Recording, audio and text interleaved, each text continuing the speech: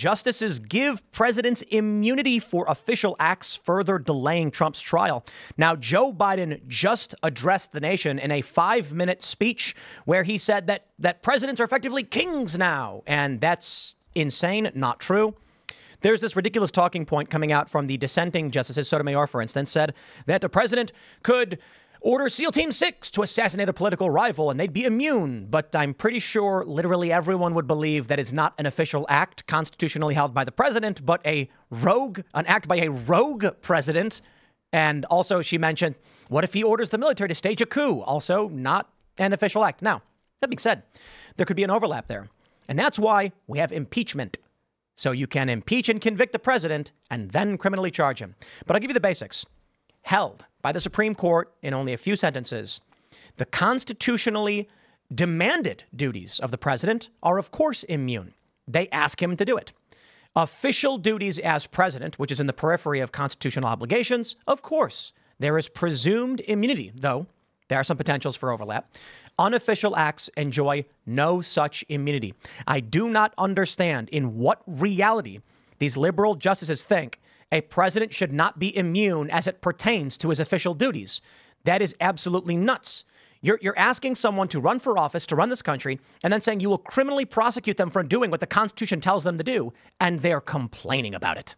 So what this did was it kicked back the J6 trial to the lower courts to determine whether or not what Trump did on January 6th was actually an official act, or was it an unofficial act, which is exactly what many pundits predicted, because the lower courts pushed this thing through way too quickly. What say you, panel? Well, so you go. I'll go with this. This is what happens, and Joshua and I have been talking about this a lot, because when in the course of writing on humans, we realized that the problem with the two camps in the U.S. now, the two majority camps in the political parties, or the political spectrum, if you will, the right and the left, is that the right is hyper-focused on principles. The left is hyper-focused on power. So for the right, they'll say, oh, we have the best principles. We are so good. And they have all these philosophical debates about those principles. And libertarians come up and say, what about the non-aggression principle at all? You know, and then the left says, well, what can we get away with? What can we do? What do these words say? And so if you have no discernment, then the Constitution is nothing but words on a piece of paper, meaning that high crimes and misdemeanors, as you just referenced, Tim, so the Constitution says impeachable for high crimes and misdemeanors. Well, what does that mean? High crimes and misdemeanors could be anything. We decide that does. So to the founders, obviously that had a set meaning, and you could read the Federalist Papers, and you might do some learning about the language of the time and the rhetoric of the time, and you could discern what high crimes and misdemeanors meant. And you could, say, well, this is how I would apply that. And then you would go in. But the left doesn't care about that. The left only cares about power. They have no principles. Whereas the right has principles, yet they have no power. And so if you have principles without power, that is psychopathy. If you have power without principles, that's tyranny. This is the situation we're in. So to them, the plain text reading is all there is, because they have no conception of a higher field of justice. They have no conception of a higher field of understanding what the law should be. What is a high crime? It doesn't matter. Whatever we can get away with matters. So what you're saying is, if we asked, say, Sotomayor, if you did not eat breakfast yesterday, how would you have felt? She would say, I eat breakfast every day, Tim. I wouldn't know.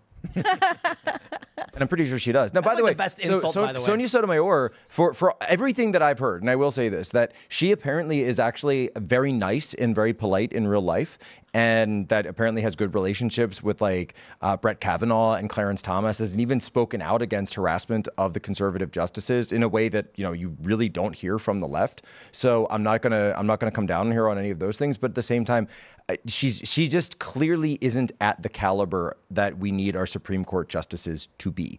And Mike Davis was on the show earlier today on Human Events, and he said this is kind of like listening to your drunken wine aunt, go on rants on Facebook and have that be a Supreme Court opinion. Yeah, and there was a certain level of hysteria during arguments when we heard them before. I mean, everyone was saying, Ketanji Brown Jackson had that line about, well, the Oval Office would become the nest of corruption in America, or whatever it was. there was always sort of a very clear partisan panic where the liberal justices felt like this was only able to be used in a way that was bad. And, you know, we had the conservative justices saying these are decisions that will impact the long-term future of the country.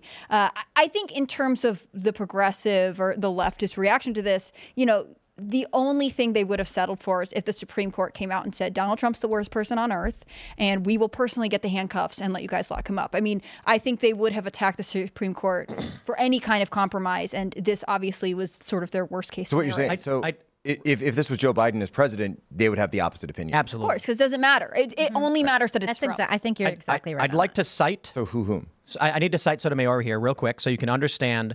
Actually, you know what I want to do? The first thing I want to do is just show you Roberts. I believe it was Roberts who wrote the majority opinion, correct? Held. Yes. Under our constitutional structure of separated powers, the nature of presidential powers entitles a former president to absolute immunity from criminal prosecution for actions within his conclusive and preclusive constitutional authority.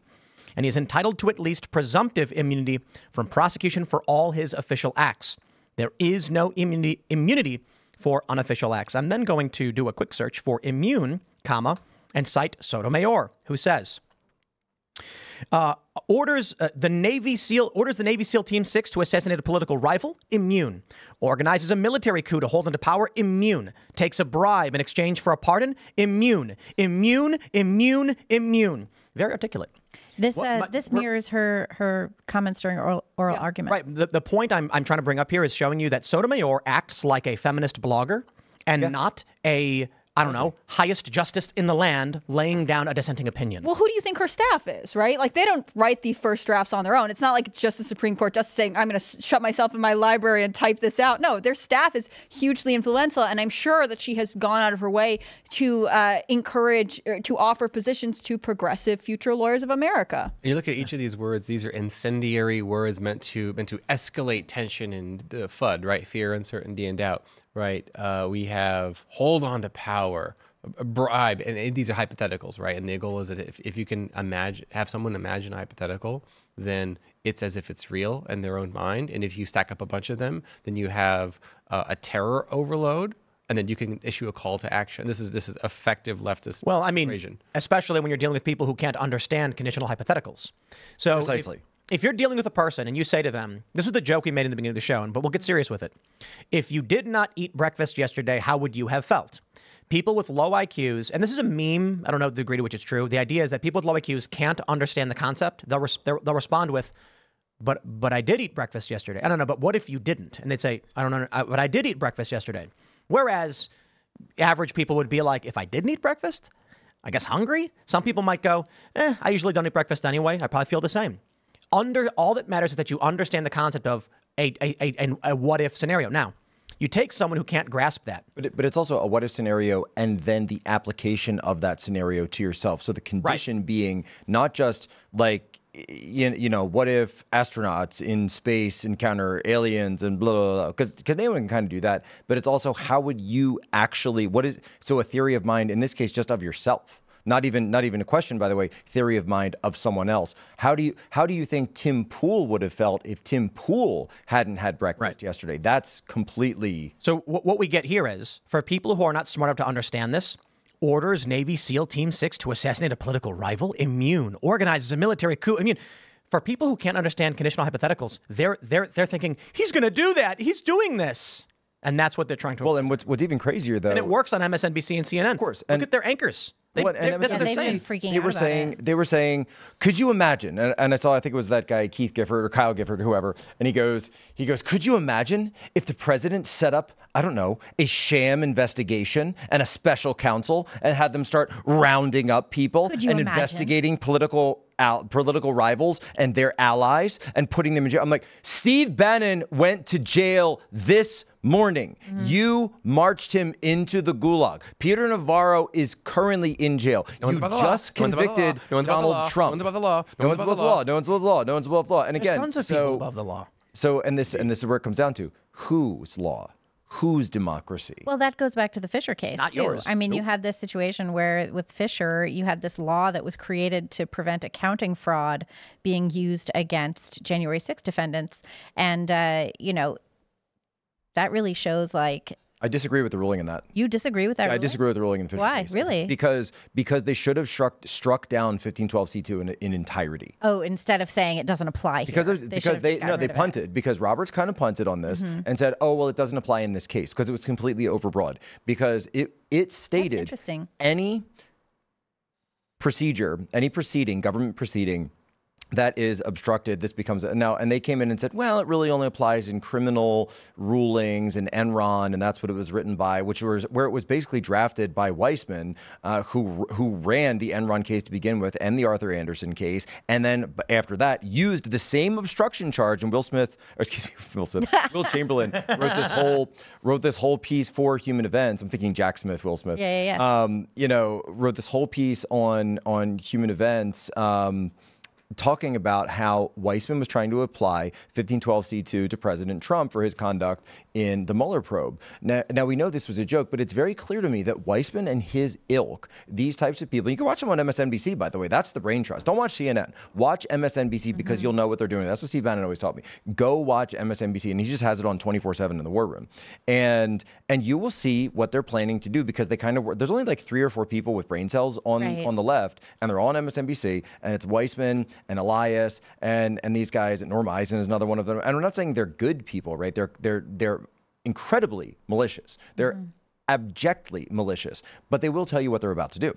And so their idea was to construct a law that we could essentially find anyone guilty of for anything at any time. That was 1512c2, and it should have been struck down. And by the way, there's a bunch of legal reporting and legal scholarship that backs this up, saying, yeah, this is ridiculous. Even when it was passed, they said this is completely overbroad, and statutes have been struck down on constitutional grounds over overbroadness and vagueness in the past. Thanks for checking out this clip from Timcast IRL. Make sure to watch the show live Monday through Friday at 8 p.m. Subscribe to this channel, and we will see you all there.